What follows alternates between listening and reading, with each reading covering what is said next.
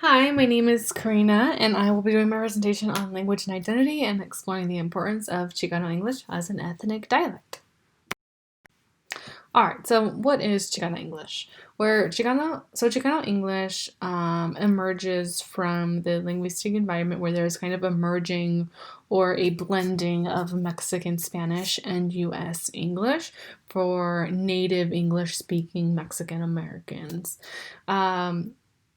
That is a really important point to note, is that Chicano English is specific to, native English speakers who learn English as their first language versus Mexican Americans who might learn Spanish as their first language and then later on in school develop their English skills. Chicano English is specific to native English speakers. Another important distinction to make is that there's a really big difference between different Latino communities, our Latino cultures. I think mainstream media here in the US kind of paints this picture that all Latinos are the same, when that is not true. Because although there are similarities between our cultures, there are also really big differences, with the way we speak Spanish and language being one of those differences.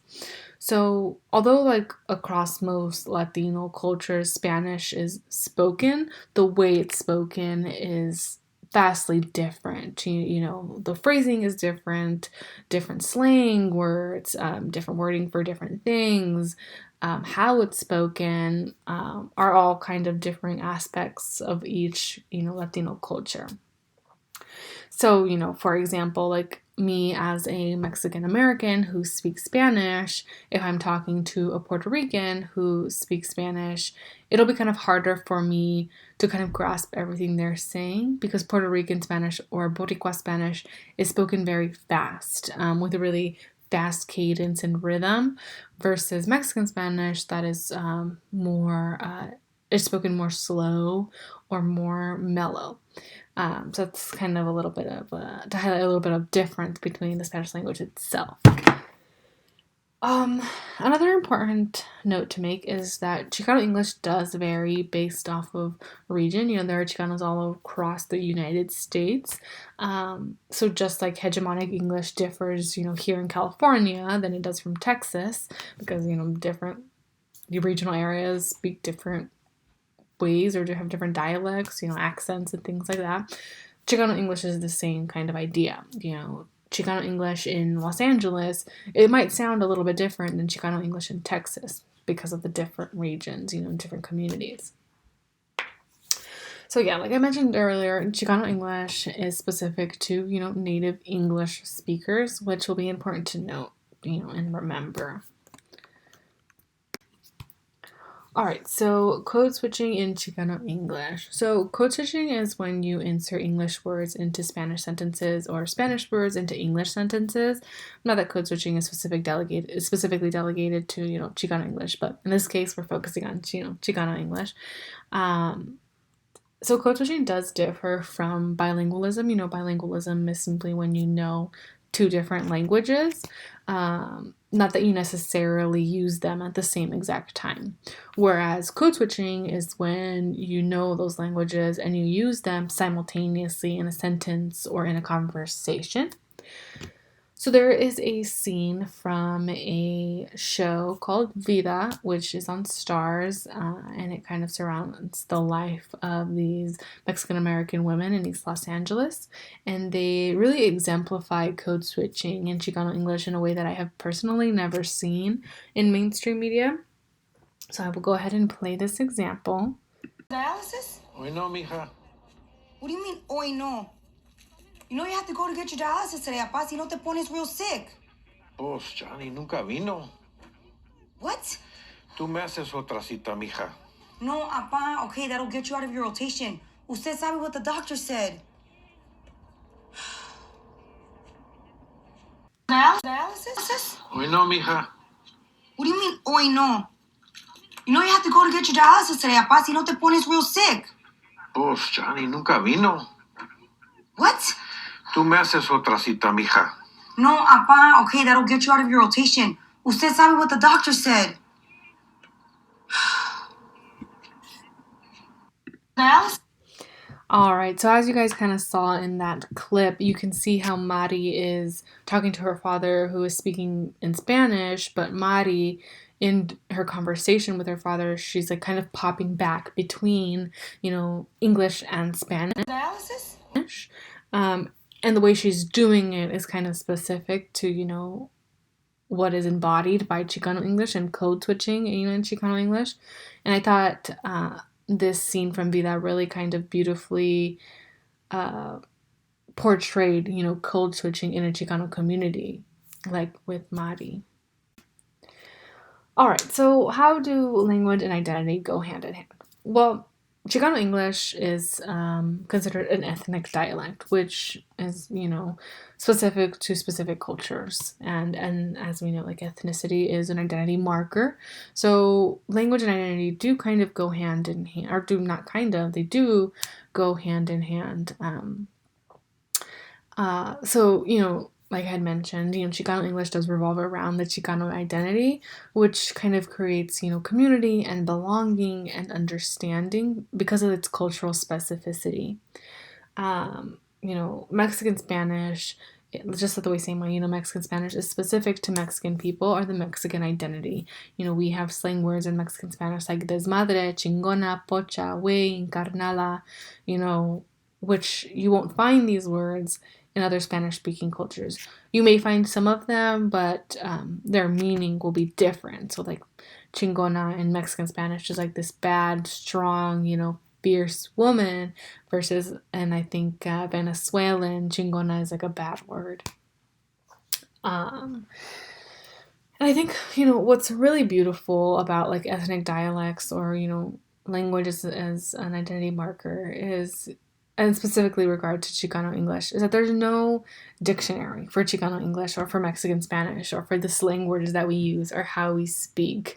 It's kind of specific to our culture and you know it from speaking it and you know it from being around it and being involved in it, which I think kind of highlights the way language creates community and belonging and understanding and like a sense of familia, which I think is, really beautiful because these are aspects of who you are as a person. And like, me as a Mexican American saying slang words like desmadre and chingona to another Mexican American, it clicks for us because we understand each other.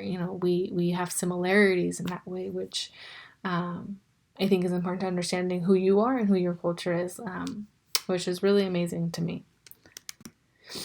All right, so as a just quick historical background, the Chicano movement that occurred in the 1960s enveloped this, radical movement to empower like Chicanismo, which are, Mexican Americans who were struggling with feeling, ni de aquí, ni de allá, which translates to not from here, not from there, because they were stuck in this kind of hybrid place where they didn't really belong anywhere. They weren't Mexican enough and they weren't American enough.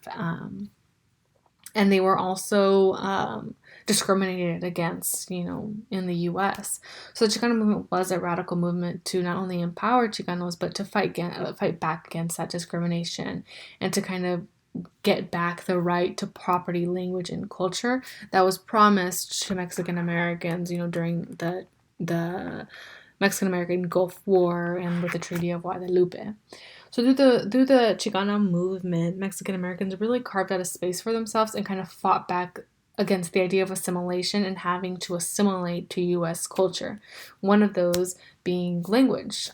So during the Chicano movement, there were walkouts that were led by students in East Los Angeles, and their main phrase was education, not eradication, because the U.S. school system in East LA was really trying and attempting to erase, identity from these students. They weren't allowed to speak Spanish in school or they would be punished. They also weren't allowed equal access to education. The schools that they were relegated to or delegated to were run down and were never kind of updated, and they didn't have equal access to certain classes in college prep.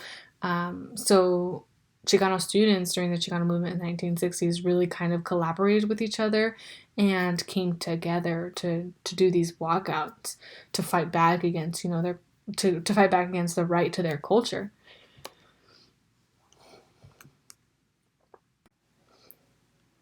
All right, so for my presentation, I decided to do an interview with Leticia Andujo, who was born and raised in East Los Angeles. And fun fact, she is also my grandmother.